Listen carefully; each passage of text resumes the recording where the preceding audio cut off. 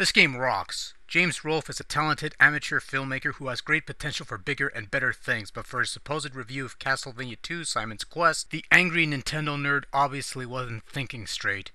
In fact, I think before he did this little video, he might have been snorting a few Rolling Rocks here and there, if you get my drift. Oh, that was bad. Let's just get on with it. I generally make it a Halloween tradition to play this game every so often, or at least every year around Halloween weekend, or Halloween day, or Halloween night, whatever you want to call it. And I figured this year, make an adventure, make a video out of it, and so here we are. Not necessarily any expert gameplay, it's just me playing through the game, and if anything interesting happens, hopefully, you know, I'll spot it and what have you.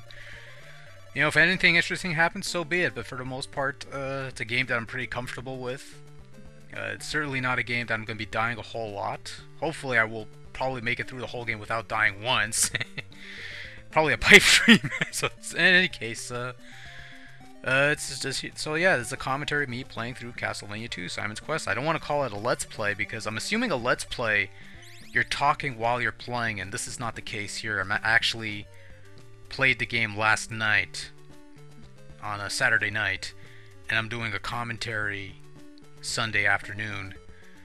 So there is some time between the actual gameplay and the time I'm doing the recording. Besides, if I were doing an actual live recording as I play, it'd be dead air for the majority of it, so... Anyways. So, I'm gonna try and get this introductory commentary out of the way. This is just me playing through the game. I don't expect any expert gameplay to go through, but, or expert insight. Although it's just some, you know, I'll share a couple anecdotes here and there. I'll share a couple of, you know, what I'm doing, you know, some insight as to what I'm doing. But for the most part, right now, I'm not really doing much. I'm just whipping skeletons and mermans and heading over to the first match, in which contains Dracula's rib. You note that I bought the holy water as opposed to the white crystal, because for me, at least, the holy water is a much more useful tool. You know, at least initially.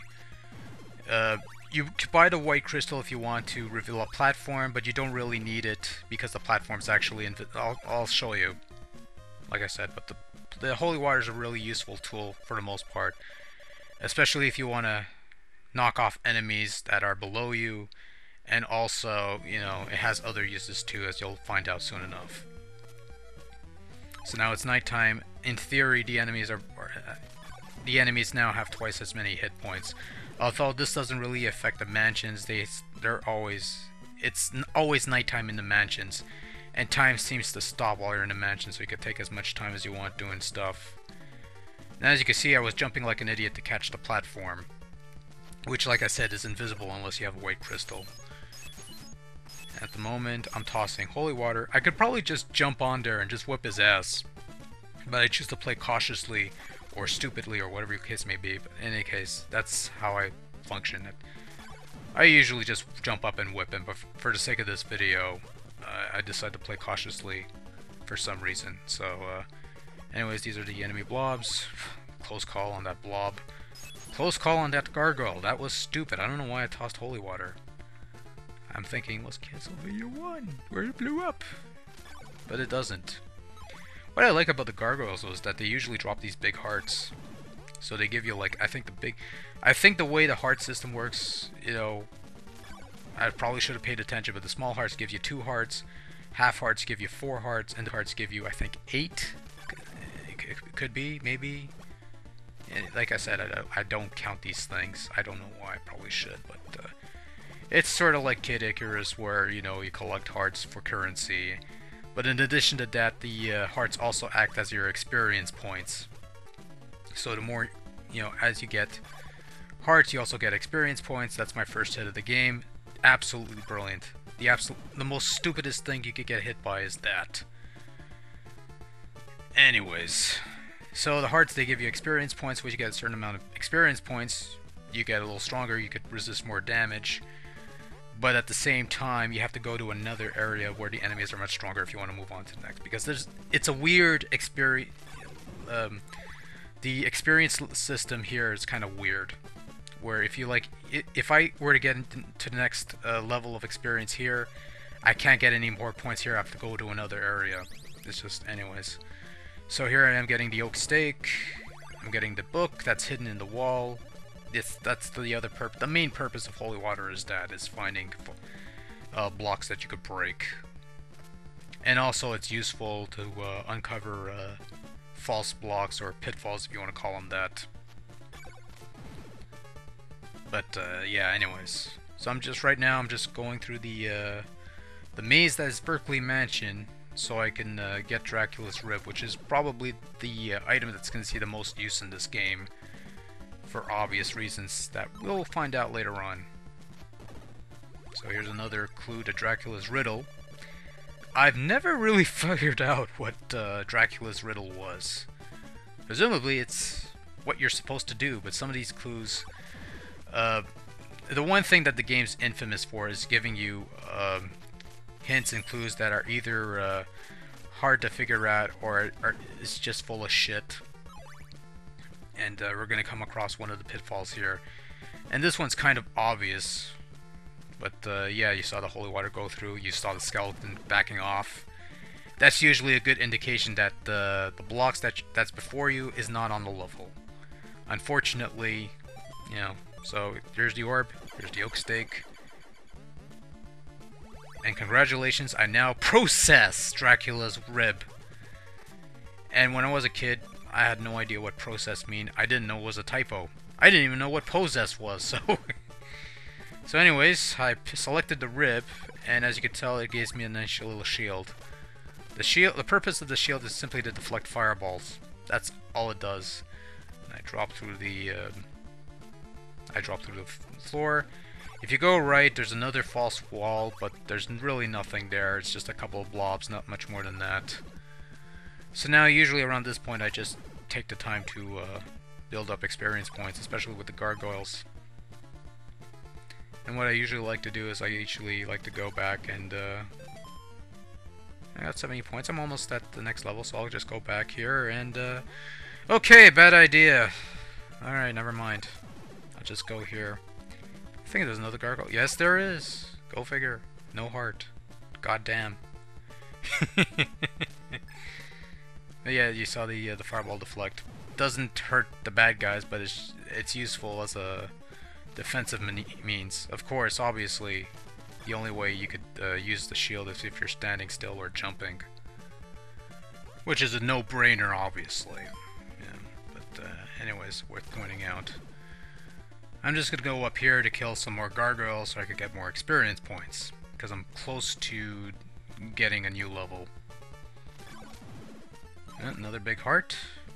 It's like I said, the gargoyles are like kind of difficult, but not too much of a hassle though. And you'll find that a lot of the enemies in this game are pretty simple. Seizure! My life is restored and I'm slightly stronger. Now in terms of attack power, you're able to take more damage. The enemies do less damage.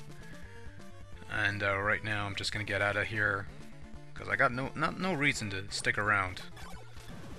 So I'm just gonna get these hearts, which all I really do now is just get hearts for currency, because now you see I only got 1 experience point, but I collected a whole bunch of hearts. It's part of that weird experience system that I was alluding to earlier. You have to go to an area with stronger enemies in order to gain experience points. I think it only goes up to a certain point. But anyways, I have no clue where to go. That's kind of a cool trick, actually. If you go into the next screen, and you immediately back off, you actually never load the next area, which I thought was a pretty cool trick. So right now I'm just grinding for hearts. Not necessarily for experience points, but mostly for currency, so I could buy my chain whip, which I could get in the town down below. Now you could argue I could go back to the other town and use the money to buy my white crystal and thorn whip, but I prefer to go to for the chain whip because it's a much stronger weapon. The thorn whip just extends an inch or two on your leather whip, and it does double the damage. It does 2 times damage. whereas the chain whip does 4 times damage.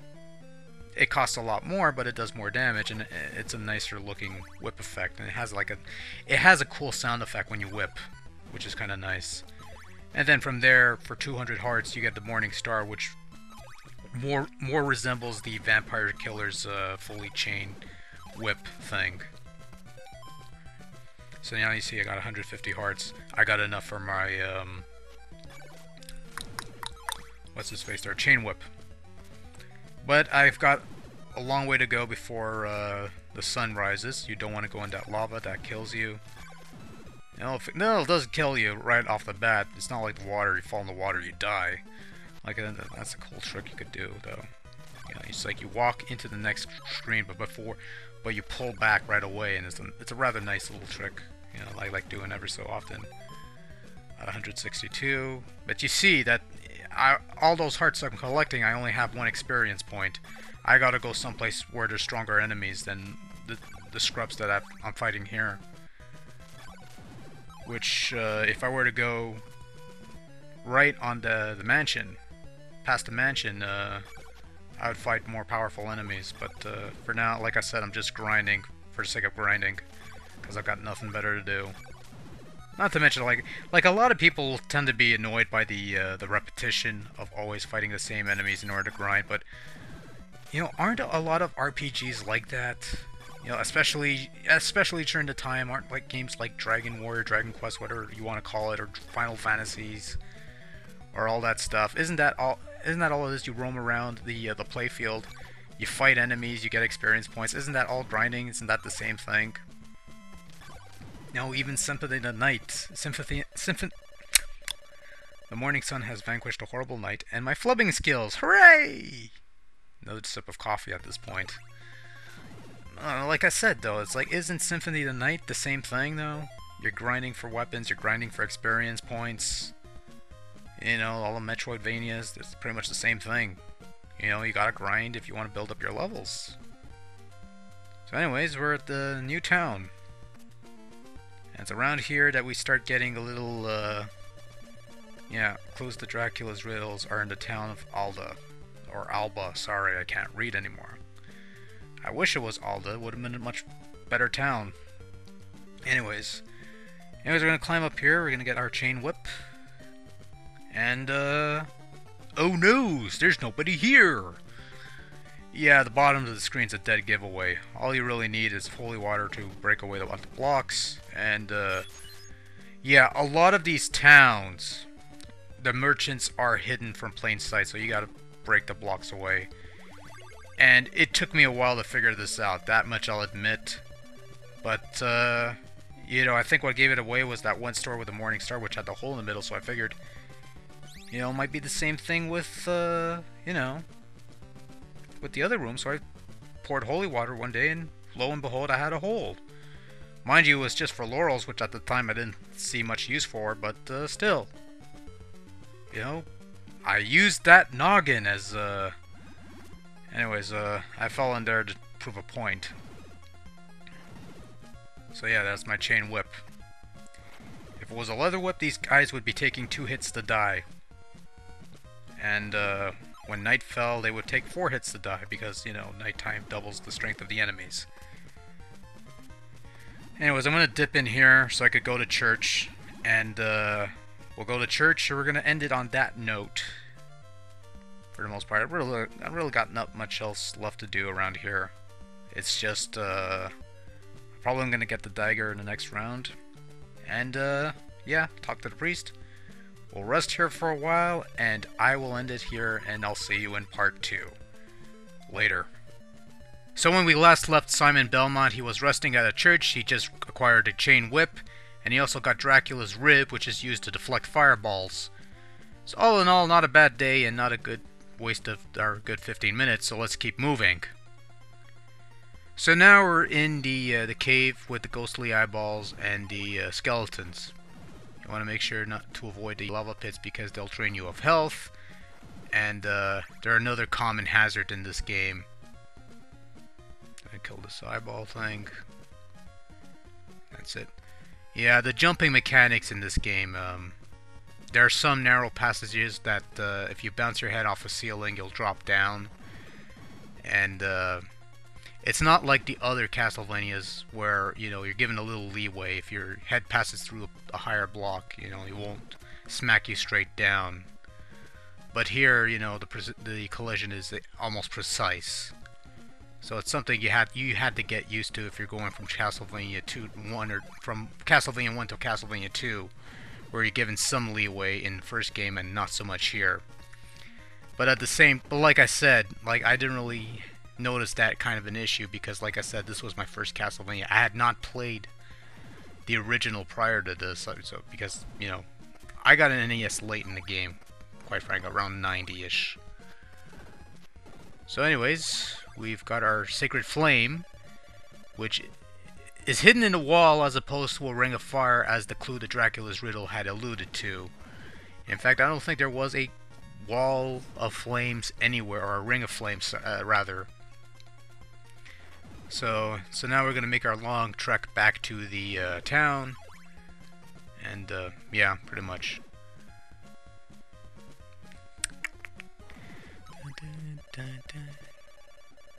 This is where I sip my coffee again. I think by this point I'm all out of coffee. And by the way, I mentioned coffee, but you could easily say beverage of choice. And I don't mean beer. And it's usually tea or coffee or something. When I play a game, I'm usually drinking coffee, or I'm drinking a tea or something like that. I'm usually not going to be on... Oh, nice color. That was stupid of me. Just stand there and hope the web didn't touch me. Oh yeah, you gotta get these spiders, you know.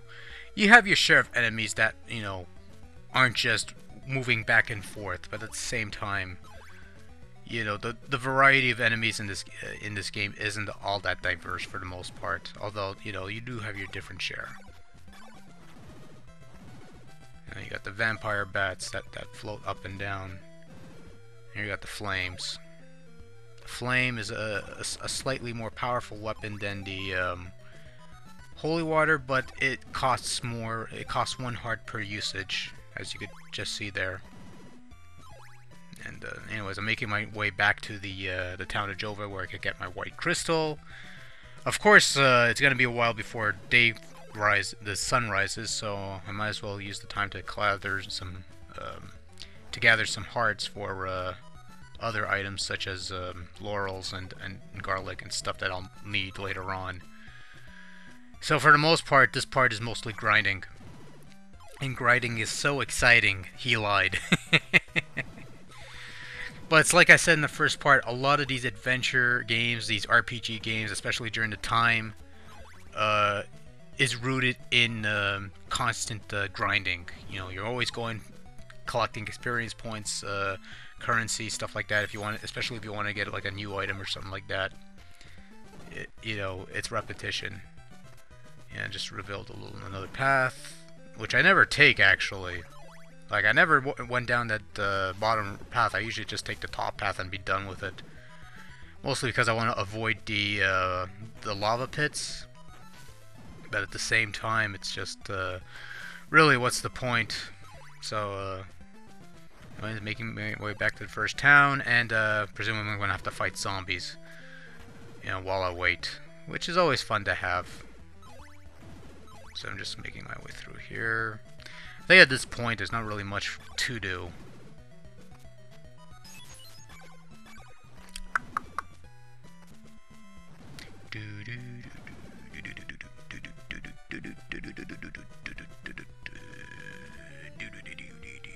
By the way, this is what a Let's Play would have been like on my end.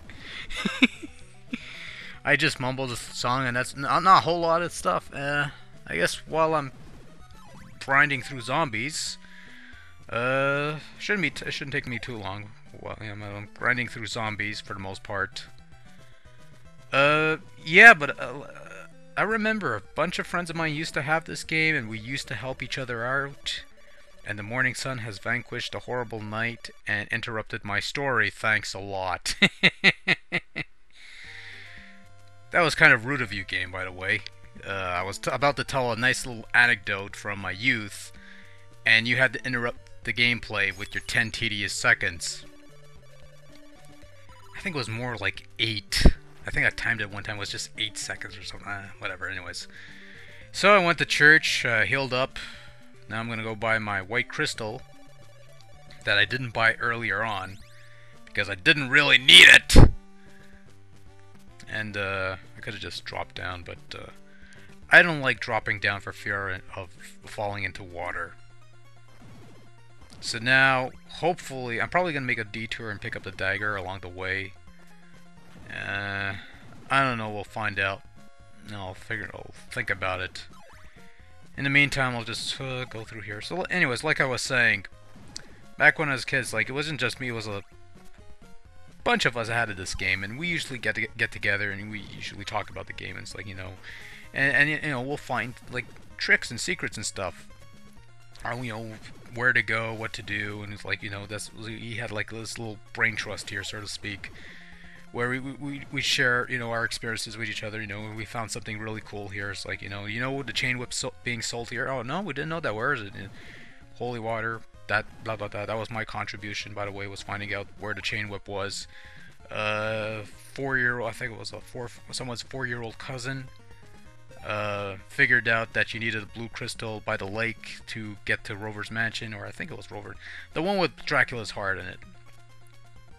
So yeah, I'm taking the detour to get the dagger, and the dagger itself is not all that useful, but I figure, you know, why not? So we're gonna go here, we're gonna pick up the dagger for 50 hearts. Almost everything in this game costs 50 hearts with the exception of the whips, which cost more. Anyways, that's the dagger. It's kind of useless for the most part, but it's a nice addition to have regardless.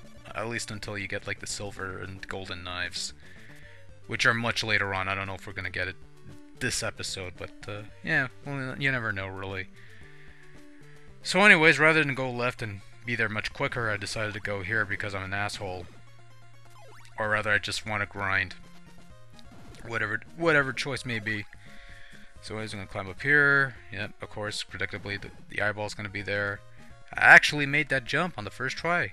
Go figure. Oh, kill the eyeballs. Kill more eyeballs. Kill that eyeball. Really riveting stuff here at this point. Yeah, it's at this point it's just retreading territory. And then we go beyond that. Yeah, the bats and the eyeballs and stuff. And yeah, you can just keep going, pal. So just gonna go left, and now we go beyond that, and we see we emerge from the cave, and we're attacked by spiders. Spiders! Punch them! But you can't punch them. You only have a whip, which is probably the smarter weapon of the bunch. And I walk into that skeleton like a pro. Top-notch skills. Okay, so I got quite a few experience points. I got 159, I guess, stuff. I can't read anymore. What I do know is I'm probably not going to make it in time before nightfall. Am I?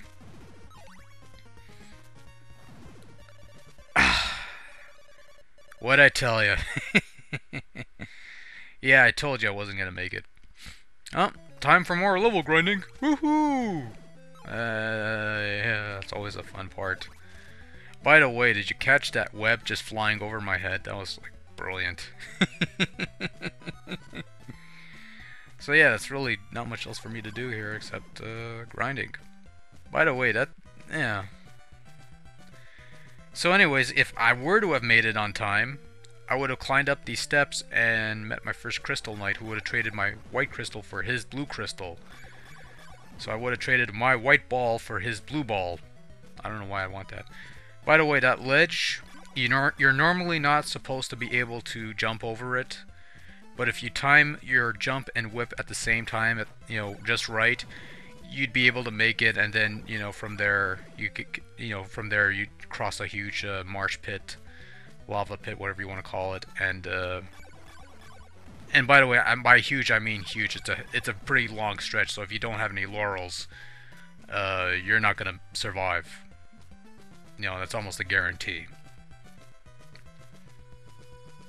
but I choose not to go there. That's how I usually go through the game, because at the time nobody knew. Like I said, we had this brain trust of friends who would figure out these things, but out of all the secrets, nobody knew that you had to kneel by a cliff with a red crystal to get a tornado. Nobody knew that.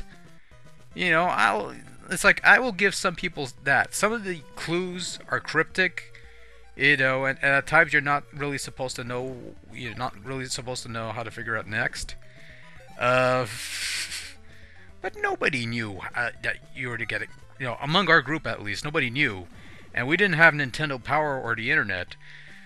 You want to know how I found out about the tornado? It wasn't through Nintendo Power. It wasn't through GameFAQs or anything like that. It was when I got copies of the Worlds of Power Simon's Quest novel, or novella, as they were. Some people like to call it. The Worlds of Power books are a series of books where, you know, I think they were Scholastic books or something like that, or some other, you know, preschool books or something, where they would adapt certain popular games like Mega Man 2 was one of them. Blaster Master, I'm doing a little dance. The song's called Monster Dance, so I figured, why not? I got nothing better to do, so let's do a little dance. Okay, I'm done here. So yeah, they had a bunch of books where, you know, they adapt the story, you know, loosely, very loosely. In the case of Simon's Quest, they brought a kid in there who was obsessed over chocolates, and he became Simon's partner for some reason, and you know, it was a pretty stupid book.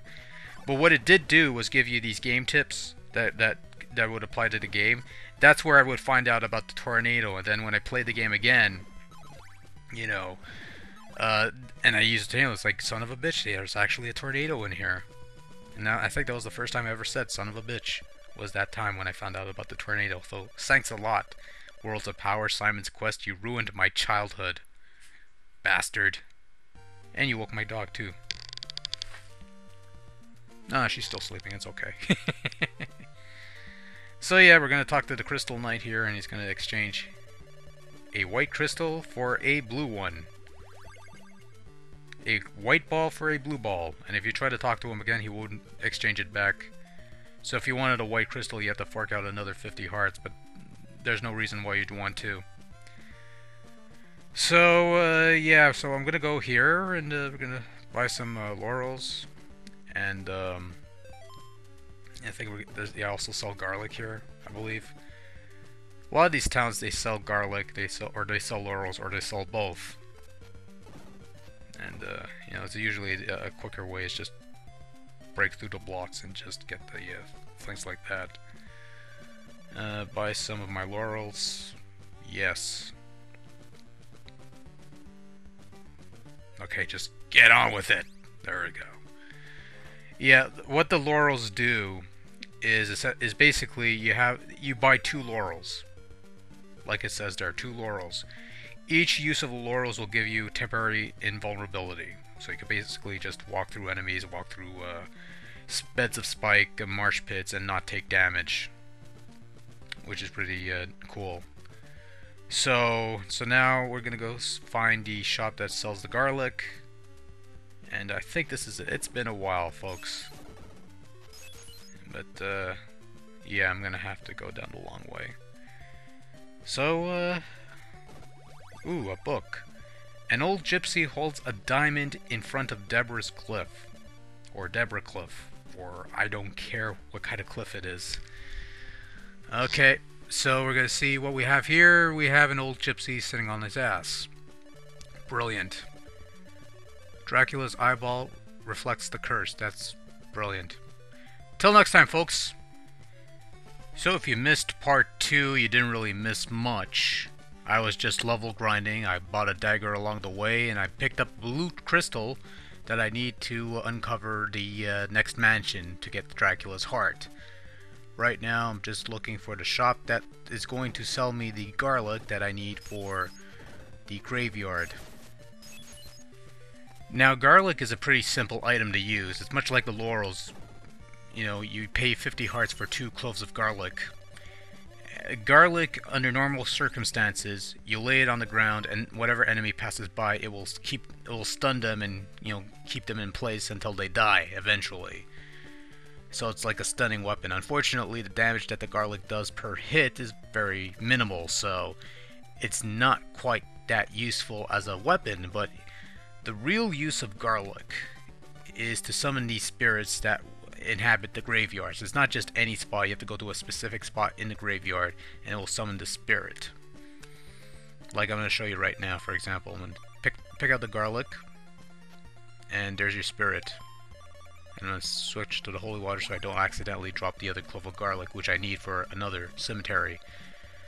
So now this ghost gives me this silver knife to save my neck. Now, does this knife look silver to you?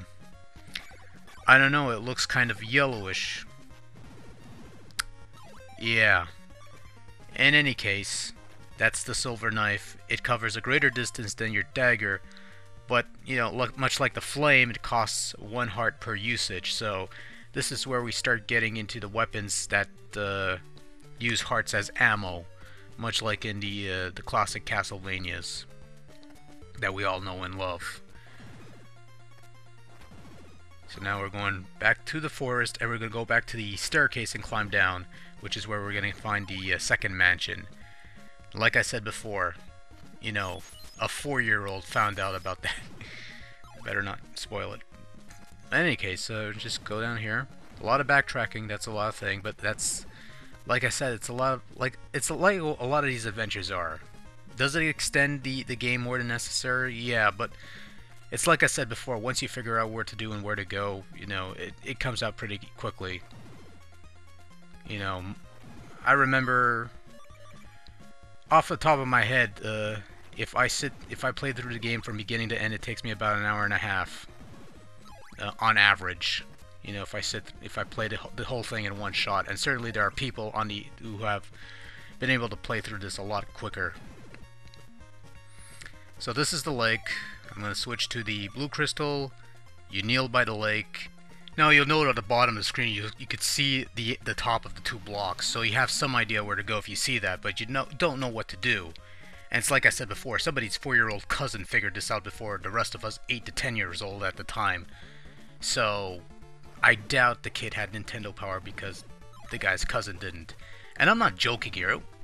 You know, I wish I was kidding, but it's not the case. The young mind tends to see things in a different way from the rest of us older folks.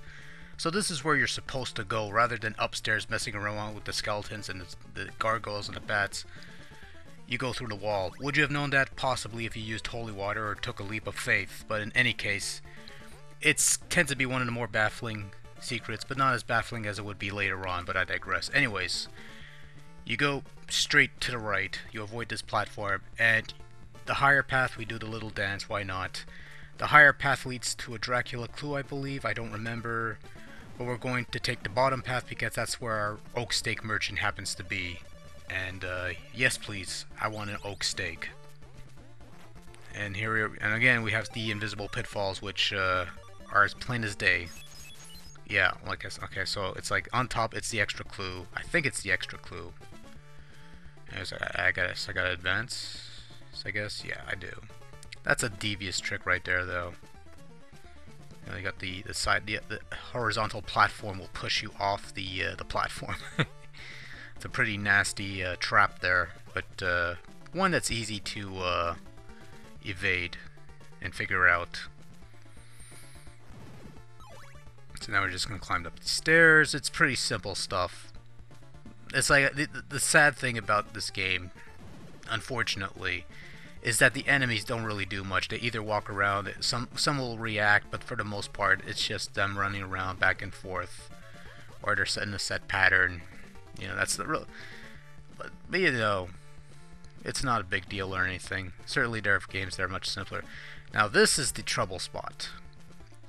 You have to time your jumps just right so that you're just barely walking off the block before you jump, and then you'll make it through. And I seem to have made this through quite fine. You know, certainly, you know, it is a rather nasty trouble spot as far as platforming goes. It's like I said, you know, there's no give as to the platformings, whereas in Castlevania, you know, your head will pass through when you're on a higher block, it's on a... Anyways, whatever. I like to do that dramatic build so that when I stake the orb, it goes with the music, which is kind of a nice touch that I like to do every so often for dramatic effect. So now we have Dracula's Heart, which doesn't really serve much in terms of gameplay, but it is an important item as far as a key point later in the game. But we'll get to that point later on. Take the hit, no problem. I'll get the heart and I'll get the experience points and refill my life anyway, so it's a win-win for me. I kind of like that when it happens. You take the hit, it kicks you up to the upper float. Let's take the drop. Oh, that was a fluke. That was a fluke and a half. 9 times out of 10, when I make that drop, I collide with a knight and I take a hit. But, you know, this time I was lucky, so that was a good thing. So I'm going to take the flame, fiddle around with the flame. No flames coming out. Brilliant. I might as well stick with holy water. You know, no point in wasting any hearts for no reason. Climb the steps down, kill the other skeleton. And I could probably time a jump and hopefully land on the platform to move a little faster, but I'm going to play it a little safe and just climb down the steps. I'm certainly not going to simply drop off the platform and fall into the water below, because that would be a nerd thing to do. Yeah, I know I wasn't going to bash on it, but really, you know, you had better examples of falling into the water. Anyways, going back to this wall, would you have known to have gone through it? Maybe. You would have put 2 and 2 together and realized that, hey, I could maybe either break the blocks or go through the wall. Why not? Give it a shot, and then you make the leap of faith and you realize if you've gone through the upper level of the first room, you wasted your time. And that's an example of the jump whip mechanic. You know, if you jump and whip at the same time, you get to reach the higher platform and you could circumvent the whole underbelly of that platform where you could possibly miss a jump and all that. Which is always the worst thing to happen, is you miss a jump. So, yeah, we got that part done. And, what a horrible night? No, what a perfect time for me to take another sip of coffee if I had any. Yeah, that's all it is. So now I get my hearts. I don't get the experience points, and that was collision fail. That should have hit my anyways. So we're just gonna go through here, and we're gonna trail our way back to the other side of the, we're gonna go back to the first town, we're gonna go to the opposite direction, and stuff. And there's really not much to go down here. Yeah, I tossed the things. I was kind of hoping that the flames would land on the higher, you know, in the blocks, but that's not happening. That's another example of collision fail. That's an example of player fail. Yeah, you're supposed to hit the webs with your whip, not take it full on. That's not gonna get anything done. Another example of player fail right there. That's okay, I'll gather the hearts. Now, alright. So we're just gonna keep going. I land on the, this is in Mario Brothers, where you could jump on the enemies and they'll die. You know, why can't I do that? I don't think anybody was that stupid though. But whatever. So anyways, we're making it back. There's not really much to say here. So I'll probably, really not much to say. I think another friend of mine figured out the deal with Dracula's heart. Like, I contributed the chain whip, and what was the other thing? The morning the jumping thing, and the cemetery. Oh, by the way, just as a if you have a crystal and you select it, you have it selected, you see the platform. But for the most part, you don't really need it. You know, you just jump around like an idiot, and if you're standing and you're floating in midair, then you're on the platform. But I'll tell you what though, that baffled me at the beginning. When I first played it and I was at the mansion, I was like, you know, how the hell do I get up there? But, you know, eventually I got smarter, somewhat, and I figured out that, you know, you have to pick the white crystal, and you get the platform. But even then, you know, eventually I got smarter and realized you don't really need the white crystal to get on the platform. You just needed to see it. You know, you could jump around like a complete fucking idiot and not do anything. Anyways, I'm sort of rambling here, but, you know, at this point, I'm just going back and forth.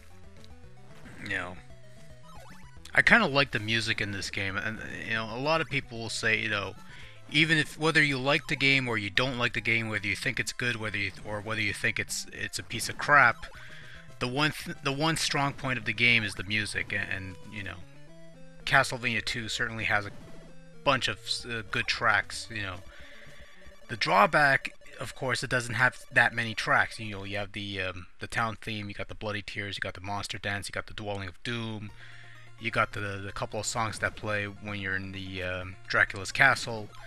But aside from that, you know, it's just these same songs. You know, there's not a huge library of songs in the game. So, you know, eventually it does get repetitive. But then again, it's not a big deal, especially with a lot of older games where there's only like one or two songs playing in the background, or none at all in most cases. So, you know, I kind of like the music.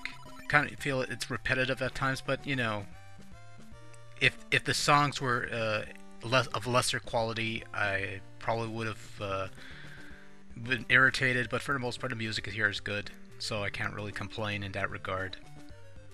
So now I healed up at the church. We're going the other way, and you have these. I thought these were like mutant creatures. Apparently, they're two-headed monsters.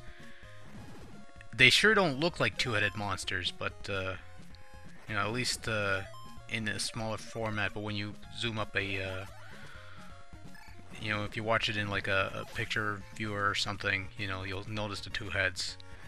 And I just crossed the marsh with the laurels. In the old days, I would just cross through the marsh without any laurels, and I would lose a whole bunch of health as a result because I'm a complete idiot. So, anyways, so we got the ferryman, and basically he takes you to another island. Now, what I was supposed to do was I was actually supposed to select Dracula's heart, and then I talked to him, and he would take me to the next mansion, which would contain Dracula's eyeball. But I'm going to take a detour a bit because I want to get the red crystal from this Crystal Knight guy, and I also want to get stock up on laurels and garlic and stuff. Mostly laurels, actually, because those are the much more useful weapon. I only have one other clove of garlic, and I only need it for like one other situation. Beyond that, you know, garlic is pretty much useless as far as I'm concerned. But also, I want to actually go to the town later on and pick up Morningstar, which is the second powerful weapon, or at least it's the most powerful weapon you could buy with your hearts. It costs quite a bit, 200 hearts, but I have enough hearts, and if I need to spend more on laurels and stuff, I can always get more, because the enemies in the next couple areas drop big hearts, which is always a nice deal. So I got enough laurels for at the moment. You know, 3 sets of laurels. You could carry up to 4 laurels and 4 garlics. Hello and welcome to part 4 of my Castlevania II playthrough. Unfortunately, not much in terms of progress is going to be done here. I'm mostly going to be grinding for experience and hearts in hopes of getting a Morning Star. So there's not going to be much progress done here. It's just grinding for the sake of grinding, and I probably should have picked a flame as my sub-weapon, and I probably should stop walking into fireballs as well. Yeah, select the flame. The flame's a pretty useful weapon, and you know, since I have a shitload of hearts at this point, I might as well use them. Anyways, I'm gonna see if I can make it to the nice, get hit by the blobs. The flames work wonders here. Not so much if you're deliberately jumping into the blobs. You know. Okay, enough wasting time. Okay, so we're gonna make our way up. And it's been a while since I've been here, folks, so I don't know whether the Morning Star is here. Yeah, I think it's a little... I'll check upstairs. And,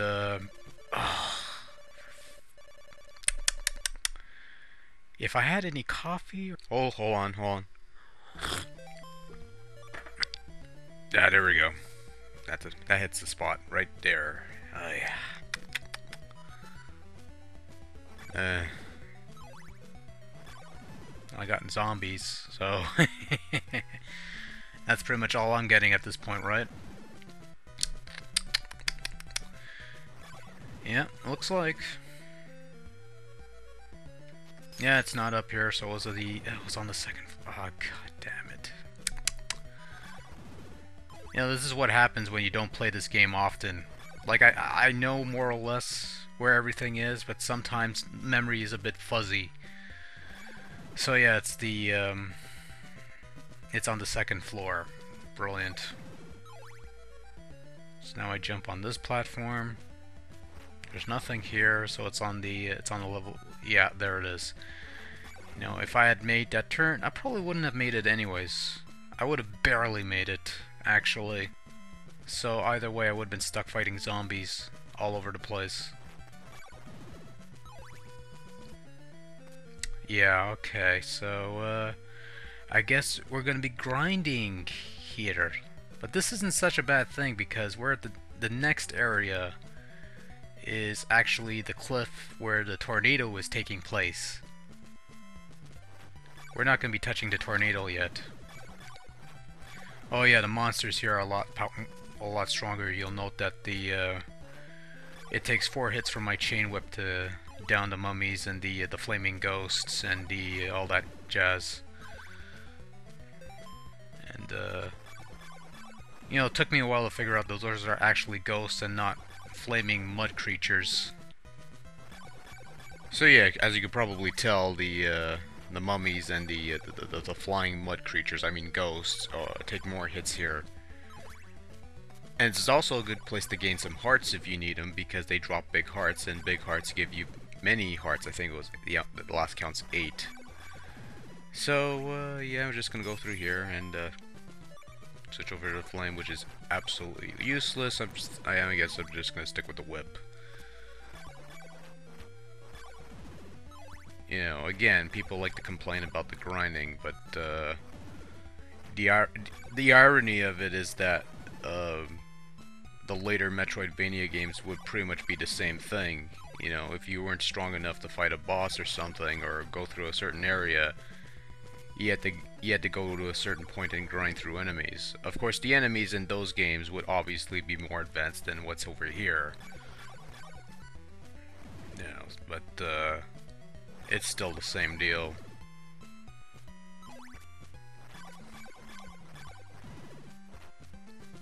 Ooh, ooh, oh. But that's okay, because the morning sun has vanquished the horrible night. Coffee.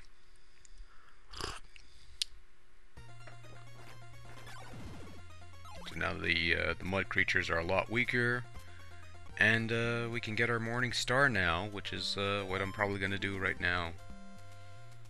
Which is the whole reason why I'm here, actually.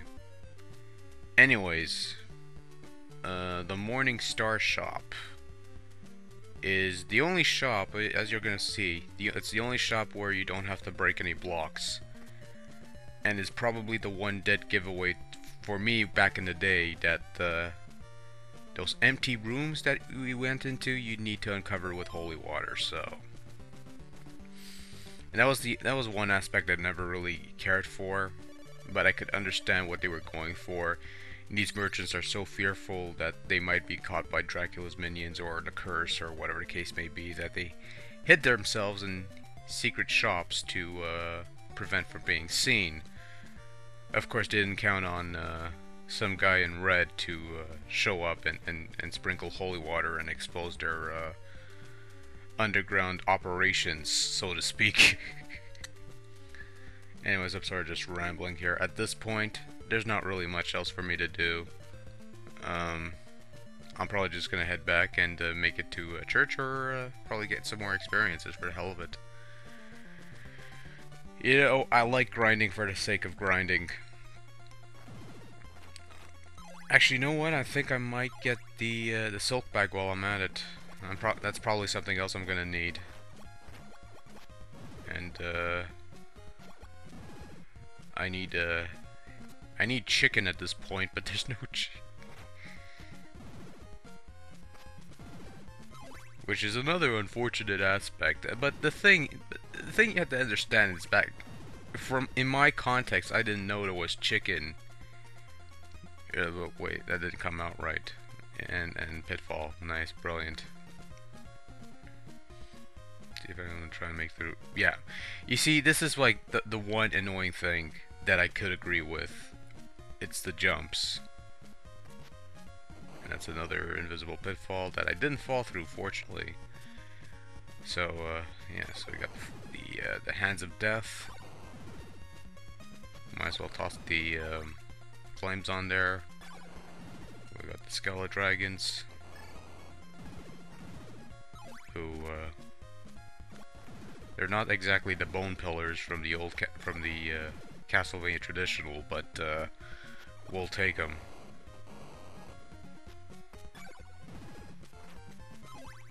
So we killed the hands, and this.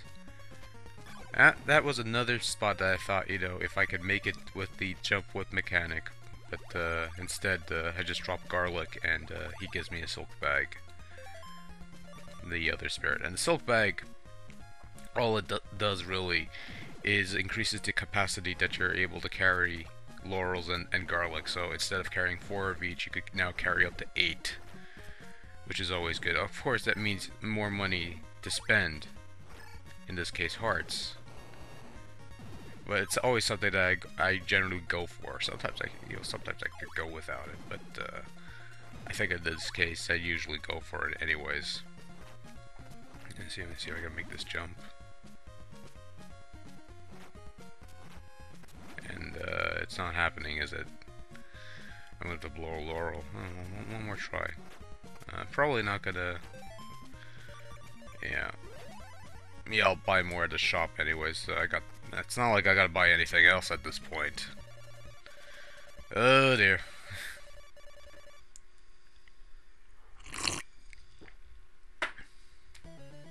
That's like what I said. That's what I do every single time.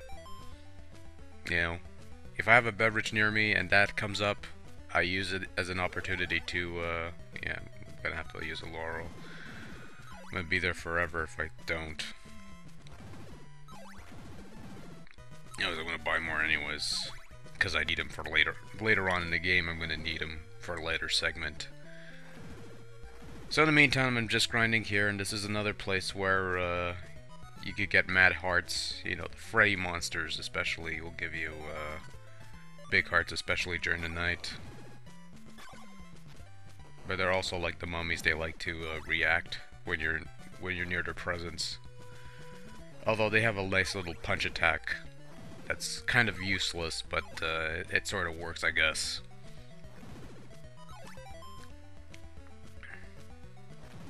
So yeah, there's really not much to it here. I'm just grinding. Eventually, after Simon's Quest being my only Castlevania, I eventually played Castlevania III. I eventually got Dracula's Curse. I got a level increase, by the way. I got Dracula's Curse, and eventually I played the original Castlevania, so you know, playing the older games in out of order is something of a not of a big surprise. There's rarely a series on Nintendo where I played the games in order. The only Zelda, I went to the Zelda with Zelda 2. I went into Castlevania with Castlevania 2. Mega Man, I actually played the Game Boy Mega Man first before I played any of the NES games, which I guess would be, I guess it would be the first game in the series, but more of a sub-series. What else is? Actually, it's not. Oh, no, yeah. I played Mario 1, obviously.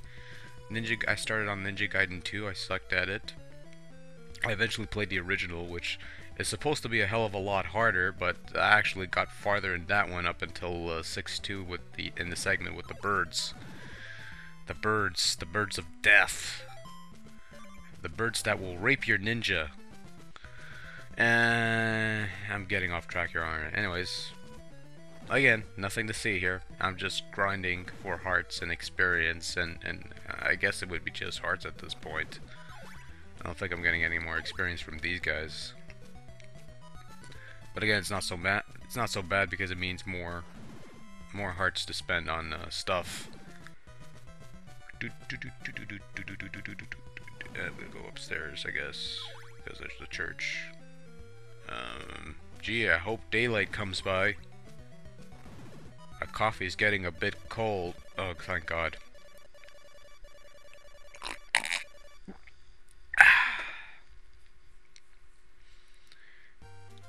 That's gonna be, Okay, so, what was I going to do? Well, at this point I'm just stalling, because I'm thinking I'm taking care of the dog. She was a bit irritating at this point, so I had to kick her out of the room so I could play the rest of the game in peace.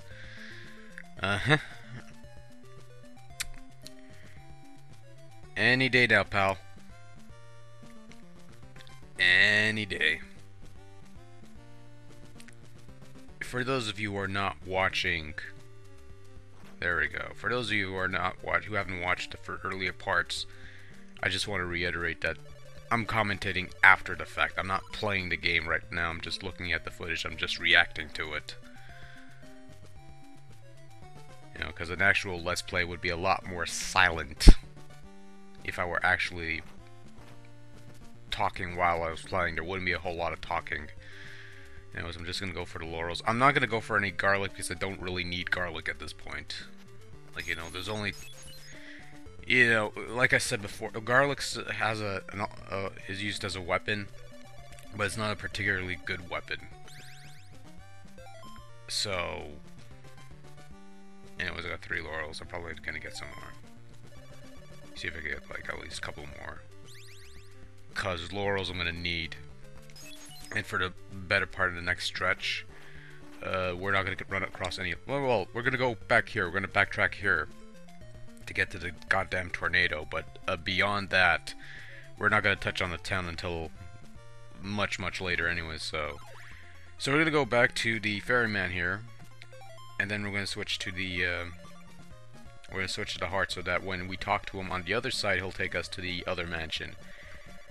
And anyways, oh, that was painful. I was doing so well, and of all the ways to die for the first time in this run, it had to be for the stupidest. Well, so much for that no-death run, huh? That's okay, we'll try to do better next time. So, we got our Morning Star, we got our Silk Bag, we got our heart selected, and instead of being snarky, he'll show you the way.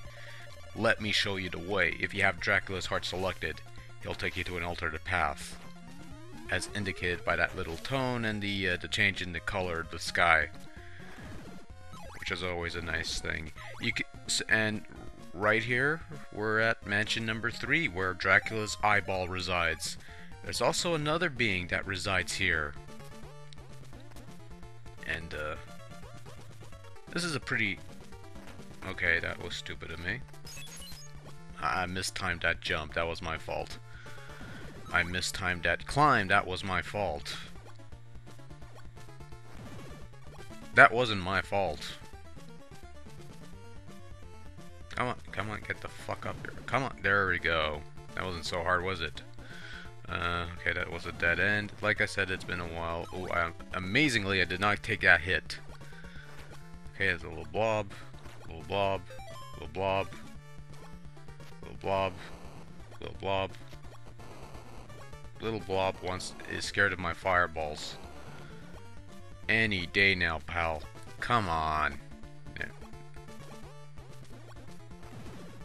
Amazingly, that was another collision fail, or just really narrow miss. I probably can't tell at this point because the screen's so small, but in any case, whatever, I'll take it. So I'll let the skeleton walk by. You know, if people are complaining about that, they haven't played Castlevania, the original. That one segment in stage 5 where you have to wait for a red skeleton to cross the stairs, so and hopefully doesn't turn around when you're near a point where he could actually touch you and knock off 4 bars off your life. It's not really, at this point there's really not much to say about this mansion. It's just it's a pretty straightforward thing. You go down this shaft, you kill those 2 gargoyles who decide not to drop any hearts. There's this knight who's and take a hit for posterity's sake for, I guess. Eat flame, bitch. Haha. Come on, there we go. Invest in an oak stake. I'm going to make the drop and I'm going to land on a knight. What'd I tell you? But at this point I don't mind because the damage I take now is so minimal. Like, it's, yeah, you still, you know, it's still significant, sure, but it's not as bad as it would have been if I were to go here, like, you know, at level 1 or 2. So where did the blob go? Because I wasn't a solid. Whatever, I'll take it. Anyways, that's good. Where did that blob go, anyways? So anyways, you got a couple of vampire bats and the hardest boss in the game. Maybe not. Okay. Yeah. So now we possess another fireball. I mean another body part. In this case, Dracula's eyeball. The purpose of Dracula's eyeball is to.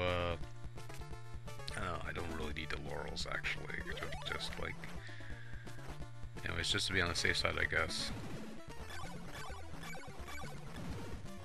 But yeah, all you really do with the Reaper is you just wail on him. You don't really need to fight him, but if you want the golden knife, it's worthwhile just to beat his ass down. And the golden knife is a pretty nifty item to have.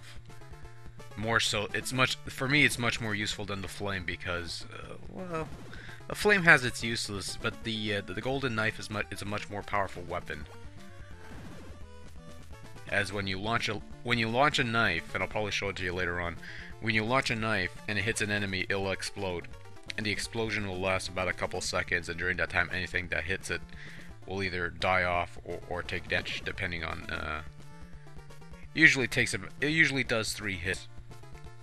And the damage it does is dependent on what whip you have in your disposal. So if you have like a Morning Star at this point, it'll do the same damage as a Morning Star. So anyways, here's what the eyeball does. There's a clue in there. Let's see what it says. Wait for a soul with a red crystal on Deborah Cliff. Now that should have clued me in on the fact that, hey, dumbass, there's something at the cliff. But the issue is that there's 2 places that they call Deborah Cliff. There's the place where you're supposed to be waiting for the tornado, and that's the golden knife right there. The only catch with the golden knife, though, is that it costs 2 hearts per use. But, you know, if you can use it, and it's also pretty slow as well. But if you use it, you know, it's useful against particularly Dracula and also Carmilla. Now that's a false wood wall if you want to just drop straight down. But I'm gonna go the path that takes more work, and I'm gonna break this barrier, which contains another of Dracula's riddles, clues, things, whatever. Like so. I'm just gonna use the eyeball. Place the laurels in the silk bag to bring them to life. Essentially, you just put them in a silk bag, and you can carry more of them. It's a pretty straightforward clue. There are some other clues that are kind of baffling. Destroy the curse with Bronze Mansion. You'll roll Bronze Mansion, for example. Some people deciphered this as, you know, if you were to stake the orb, you get the body part. I don't know how they got that out of You'll Rule a Mansion. Destroy the curse with Dracula's heart, which would have noted that Dracula's heart was supposed to be. Anyways, I think I was thinking too much about this at this point. I should probably go down. I should probably wait or whipped the night before I jumped on that platform. Anyways, here's where the confusion lies, for me at least, when it comes to that. Yeah, I'm gonna use a laurel at this point. I'm going back to the other town. I'm gonna buy more anyways. That's all I need the money for. If I were to go left and go to the end of the path, I would meet the guy with a diamond, or some people would call it the rebound stone from Symphony of the Night, but I call it the diamond because that's what the game calls it. So there. But I don't need the diamond for anything. It's just all it really does is bounce around the room a few times, and that's all it really does. I don't really need the diamond, so I'm just gonna go. I'm gonna go to the town. I'm gonna get some laurels, I guess. Maybe I'll get some laurels. I don't know. I'll get some laurels. I'll go to church and pray and get some health, because it is gonna be a long journey from here on out. A little higher. I'm using the D-pad at this point and drinking some coffee at the same time. Any sequence that gives me a breather or allows me just to use the D-pad to climb stairs and stuff, I'll probably use.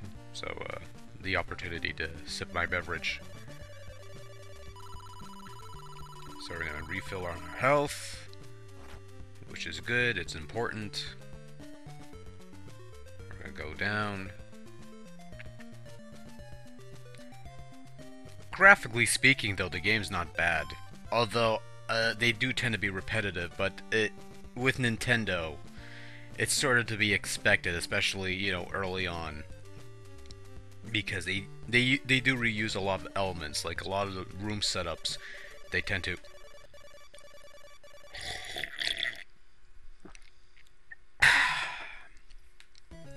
A lot of the room setups, they tend to reuse. I remember I was actually doing a ROM hack at one point with the level setup, and there was this black room that they had. I probably should switch to another weapon. There was a black room that they had, and I wanted to make a room out of it. But it turns out that that black room, every instance of that black room that I've altered, you know, repeats in every spot where there's a black room. So I ended up, you know, abandoning that lofty idea I wanted to do, because I think at one point I wanted to expand on the mansions or something, or just change the levels overall. But anyways, by the way, for those wondering, this is being played on an FC Twin clone system, which means I'm using the actual cartridge. Like I've said, you know, and like I said before, this is a DVD rip. I basically recorded on a DVD recorder, and then I rip it onto my computer and I just commentate on it, and that's about it. I'm not really saying much about the actual... Oh, real smart there. I forgot the part where I got the Mario boots. Oh wait, I didn't get any. Not really speaking too much about the game itself at this point, because it's just retread territory. We're getting up to a certain point where I needed Worlds of Power to figure it out. A lot of people needed Nintendo Power, but I used Worlds of Power, and I didn't need the tornado to begin with. These bricks, you know, once you figure out the trick, they're not pretty hard to figure out. You just gotta jump while they're moving upwards, and that elevates your leaps a bit. So here's the elusive tornado. We kneel by the cliff with the red crystal. It is a tornado.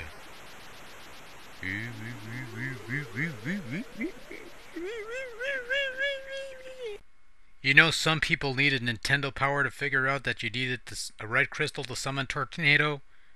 I didn't. I needed Worlds of Power, Simon's Quest, to figure out there was a damn tornado that was gonna take me to the next mansion.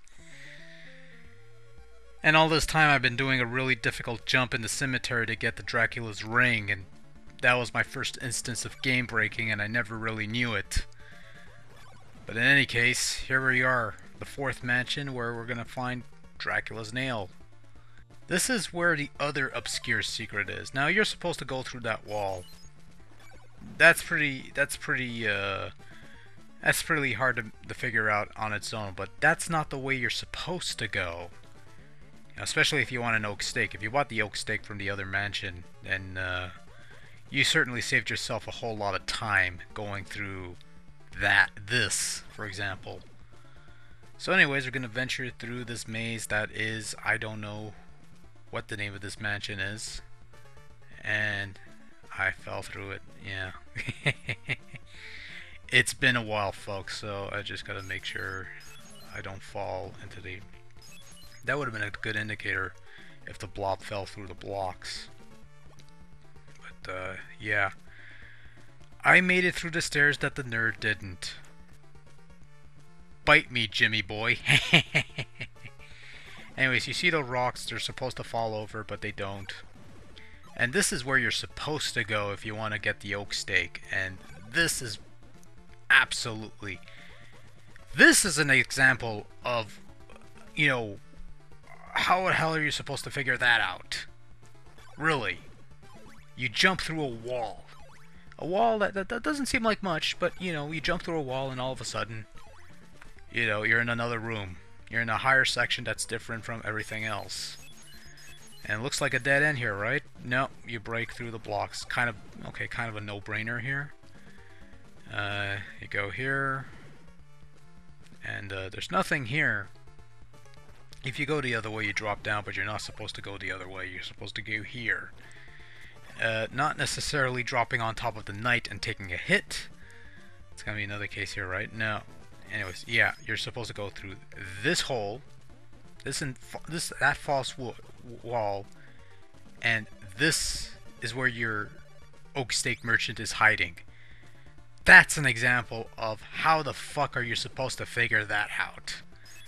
Not the lake. The lake, you have a clue as to where you're supposed to go. Not so much what you're supposed to do, but you know, you kneel by the lake to replenish the earth. You know, you have some indication, you have some idea. Stuff like that, though, how the hell are you supposed to figure that out? You really can, and you know, it's trial and error. That's an example of a secret that's, you know, nobody would know about. I'm not gonna bother with the drama. I'm running short on time here. So now we got Dracula's Nail, and what Dracula's Nail does, it gives your whip the same ability that the Holy Water does. That is to break bricks, certain blocks. So in other words, it regrants the ability that your whip had in other Castlevania games, not named Simon's Quest. You know, where you find where you break certain blocks for chicken and double points. And it's not the case here. You're just getting you know, you just break blocks for the, you know, here's an example. Yeah, I could use holy water, or I'll just use the whip. It's pretty straightforward. It's a pretty useful tool as well. Although in the long run, I'll just stick with the rib shield, because that's a much more useful tool deflecting fireballs. This not so much. I'll probably just use the holy water, but still, it's worth noting. But yeah, that jumping through a wall that you otherwise wouldn't suspect to be a hidden path, that's an example of a ridiculous secret. The tornado as well, you know, none of us figured out the tornado. You know, it was a chance encounter with the Worlds of Power book that we discovered the tornado. But this, the lake, replenishing the lake, you have a clue as to where you're supposed to go if you could see the bottom two blocks. I know some TVs don't show the whole screen at times, but if you see the two blocks, you have an idea on where to go. It's just the idea on how to get there that might be elusive, but you know, you try every nook and cranny, you'll eventually discover it. So now the proper way of progressing would be taking the top path. But taking this path and the flickering platforms will lead you to a hidden way, which is not hard to figure out. You break it with holy water, you break it with the nail. You're gonna see this guy, this hermit person, and he'll give your morning star power to burn away evil. And ladies and gentlemen, the most powerful weapon in the game, the flame whip. It is a thing of beauty. It is probably the one thing that I wish they had brought back, and don't get me started on Richter Belmont's flame whip power up thing. No, I mean, you know, flame whip on a regular basis. I think a couple games already did that. I don't recall. I think Portrait of Ruin did. I don't recall. But in any case, the Flame Whip's pretty much the most powerful weapon in the game, besides the Golden Knight, of course. And the nerd dissed the Flame Whip. What the fuck is wrong with you, man? The Flame Whip is awesome. I mean, look at the Flame Whip. Kills skulls in 2 hits at night. The rest of the time, it kills them in 1. Like I said, it's the most powerful weapon in the game, besides the Golden Knife, which, you know, leaves behind a little magic flaming explosion and sparkling colors, and does multiple hits to any poor sap that happens to touch it. But as far as regular weapons go, you know, so now we got these flame guys. You gotta be careful here because the shield doesn't deflect these fireballs for some reason.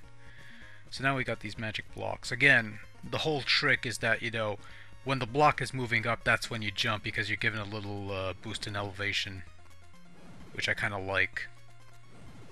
So now you got these skull things. We kind of get rid of them. We're gonna go through them rather quickly. And so right now you got this huge ass marshland, and if you don't have laurels at this point, you will not survive at all. You're gonna see how long this sucker is. It's a long, treacherous walk. And I probably didn't need to use that one. I could just do like hops, but it was gonna take a long time anyways. And if you go to the left, you're gonna get the exact same thing except without that little island to ease up the way. It's a whole stretch of marsh and that's it. And that leads to the cemetery, which presides near the town where you get the blue crystal. I forget the name of the towns, but it doesn't really matter. So now we're at the final mansion where Dracula's ring resides, and the only purpose of Dracula's ring is to complete the collection. It doesn't really do anything. I don't know if it does anything in this game. I haven't found much use for it. I guess it's only to it's your magic. I guess it's the MacGuffin of the 5 body parts. I'm just playing it safe here at this point because I don't know if there's any false holes here, but I think we're all right so far. Anyways, we're just gonna go through the vampires here. The vampires. Did I say vampires? I'm losing it at this point. It's late, folks. I'm absolutely losing it. So I go here. Am I supposed to go? Yeah, this is where I'm supposed to go.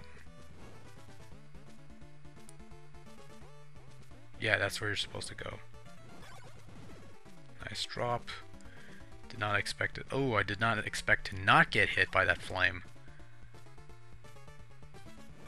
So that was a lucky break for me on that part. Invest in an oak stake? Yes, please. I got money to spare. It's not like I have any other things to buy it at this point. You're probably thinking I should save up for laurels, you know, considering I'd need them to cross that marsh, but that's not the case. And I'll show you why in a minute. You know, if you already played this before, you probably know where I'm headed. You know, hey, after the last mention, you know, you can't blame me for checking out the walls. So anyways, we're gonna go down here, go down there. I'm gonna drop down here. I would have dropped down the other way, and that would lead me to the ring and the Carmilla mask, who's the other boss in this game. But I'm gonna go here because I'm gonna talk to this guy who's gonna give you. He's pretty much gonna max out all your laurels. Well, yeah, I got 8 laurels there. Of course, if you don't have the silk bag, you only get 4 because that's the amount you could get. You could get 4 without the silk bag, 8 with the bag. You know, I realize how boring this is starting to get. Not the game. The game is getting fun. I'm talking about the commentary. I mean, Jesus.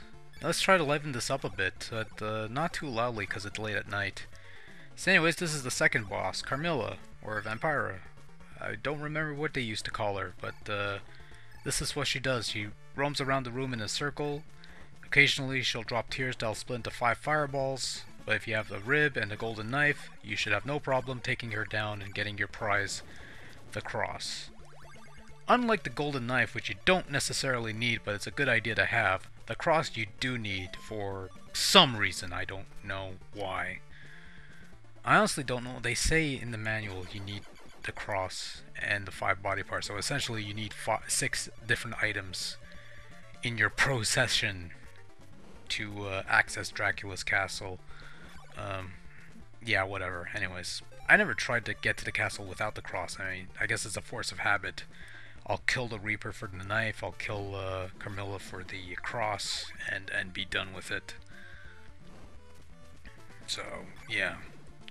So anyways, we're going to make our way out of the mansion, and yeah, there's not really much else to do. Now it's just making the stretch back to Dracula's castle, which is opposite where we came from, from where the tornado dropped us off.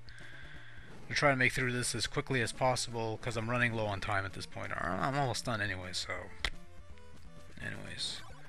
At this point, there's not much less except to avoid the skeletons and stuff like that. Dracula's ring, what does that do? I have no idea. I think to this day, it's like I've tried looking for sources that'll tell me what the hell Dracula's ring is supposed to do, but I haven't found anything. You know, I think it's just a MacGuffin for people to get, and just to say, here's the 5th body part. I mean, it could have been like Dracula's foot or something, and you know, wouldn't have made much of a difference. Although when they did recycle the gimmick for later games, I think Symphony of the Night, for example, you had to find the 5 relics, 5 or 6 relics. I think one of the Game Boy Advance entries, you had to find the 5 relics, but at least in those games, when you got the relics, you know, each of them did do certain properties, like it was immunity or something like that, or it increased your stats. Although personally, you know, if it would have been a nice nod to this game, you know, if you had the rib, it would have acted as a shield. But you know, I guess in those games you didn't really need the shield because you had a whole bunch of better shields anyways. So anyways, we're going through this back to the floating blocks of doom. And it's like I said before. The trick is to jump when they're moving upwards. Then you get a bit of elevation and you'll actually make the jumps. If you jump off when you're going down, it sort of affects your jump for some reason. That's the way it works. It's kind of a baffling mechanic, but whatever, it kind of works. And once you figure it out, you should have no problem. It's sort of like, you know... I'm probably wasting a laurel for no reason, but, you know, I figure, fuck it. At this point, I've got nothing to lose, and I doubt I'd need any more laurels for any other reason than to,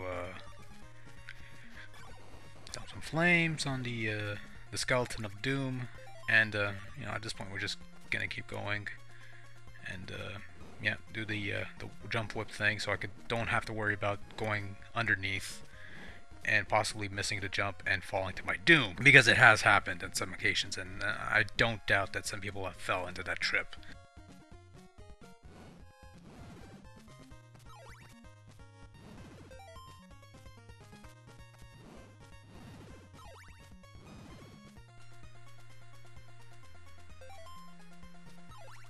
Wow. What an eerily appropriate start to this final chapter. Yeah, we're in the final stretch here, folks. All that's left is to head over to Dracula's castle, burn to pieces, and down to count. And what horrible timing, actually. I wanted to hear some of these people bitch about how I'm not supposed to come back, or I upsetted the people. Anyways, I guess I could do a bit of level grinding here for some reason. I really have no reason to stick around, though. I could probably just... Anyways, these things also drop off the big hearts. You know what? What's the point? I was gonna stick around and grind just to gain access to the church, but really, there's no real point. You know, by the time I get to the castle, I'm most likely gonna upgrade to another level anyway, so I might as well keep going. It's the final stretch. Uh, Hopefully I won't be doing anything stupid that will get me killed or anything, but, you know, you never know at times. So, yeah, we're just gonna go through this. We're gonna have another bridge, and, watch out for the mermaids and their super roided up, yeah, brilliant. I keep forgetting that I need to select the flame, which is much more powerful than the holy water, which is a completely useless weapon at this point.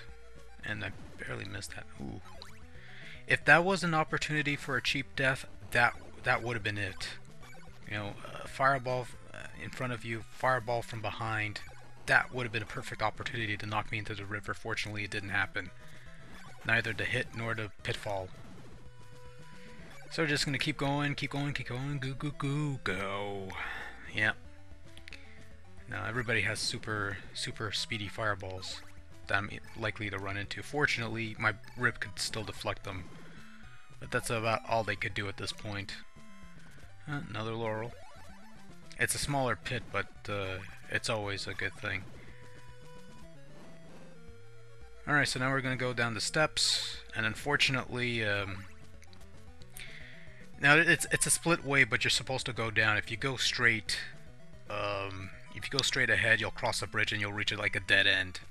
It's an interesting stage for the most part with an invisible staircase, but on the other hand, you know, it's just a big colossal waste of time.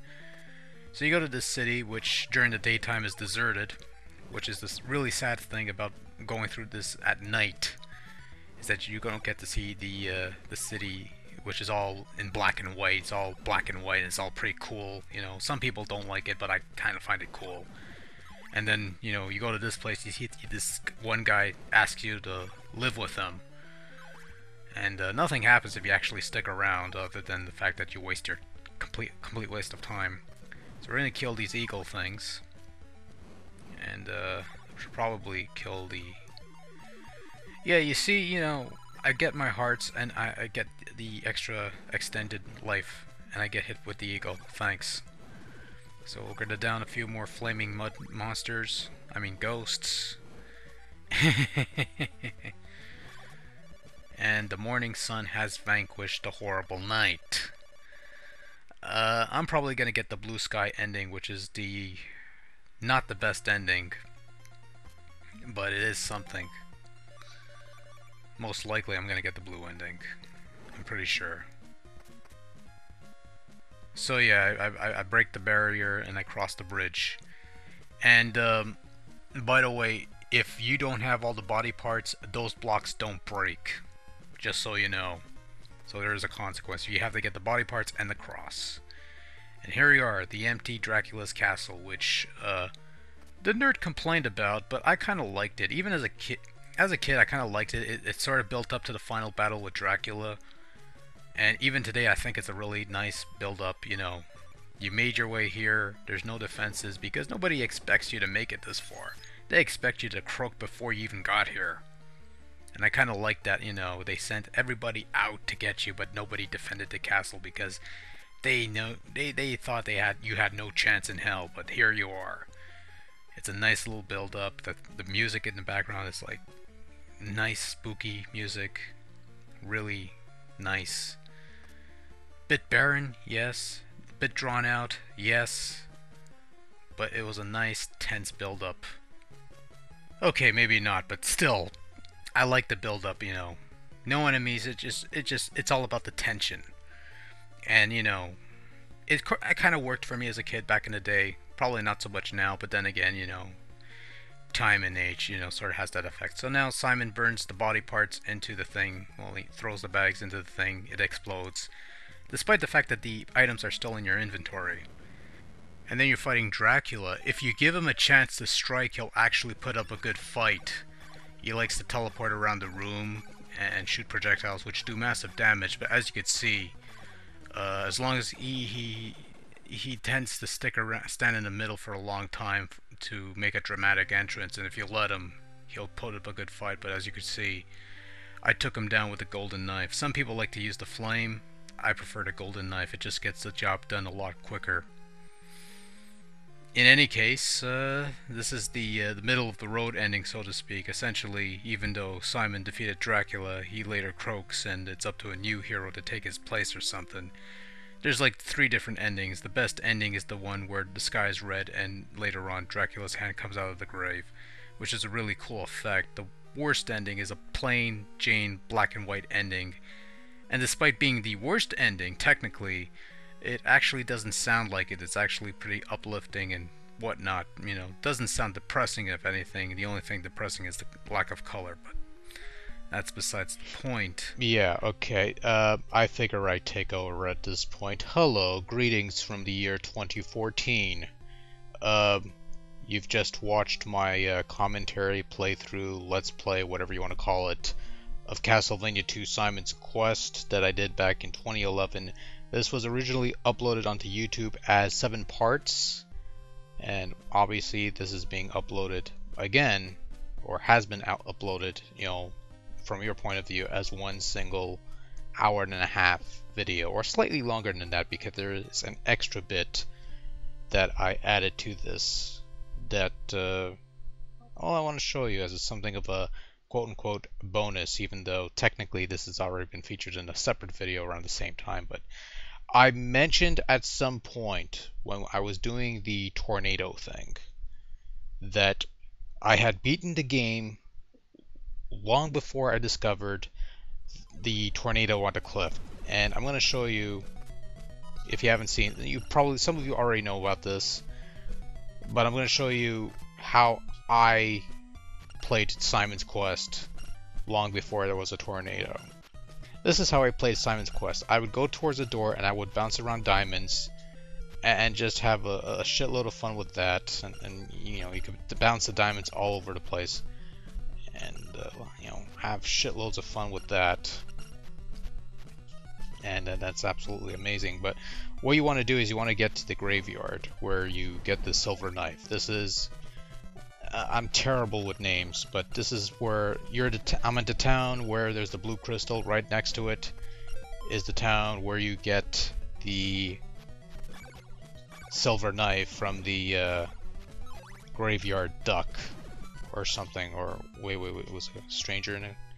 Anyways, this ledge you cannot normally jump. If you try, you will die. Under normal circumstances, you're not supposed to be able to make that jump. It's too high. But I found that if you were to jump and whip at the same time, like I'm about to do, sometimes it works, sometimes jump and whip at the same time, do it again in slow-mo, close-up, you'll make it. It doesn't always work. Most of the times it'll be a failure, but when you get it to work, congratulations, you just broke Simon's Quest. And assuming you got a lot of laurels on you, because you're gonna need it, because the next section is all slime land, lava land, whatever you want to call that. That's stuff that makes you walk slow and makes you take damage. And I ran into a skeleton like a boss, as the cool kids call it. Because when you're a complete fucking idiot, you do things like a boss. But anyways, you just go through that, you avoid all the bullshit, and congratulations, you made it to the final mansion long before you were supposed to. And there you go. That's how I played Simon's Quest before I discovered the existence of a tornado. I did the graveyard shortcut, I got the ring, I got the cross, I eventually got the flame whip, and then I got the nail, and then I just went along my merry way and I beat the game. Sometimes I get the gray ending, the worst ending, which, all things considered, depending on the text, it wasn't all that bad. Sometimes I got the ending that I got in the playthrough. And on rare occasions, I would get the best ending. And this was all before the fucking tornado, I shit you not. So anyways, I just wanted to show you a little thing like that. And sort of add a little something to this, you know, video as something of a special feature. Although, to be fair, I probably already did a video on this particular shortcut in the past anyways, but yeah, so that was my 2011 playthrough of Simon's Quest with some additional whiny commentary from 2014 to boot. Yeah, and if you sat through the whole thing, thanks a lot. Much appreciated. And hopefully it didn't turn out too badly. So I'm going to sign off here. Thanks for watching. Till next time, take care. Good night. Later.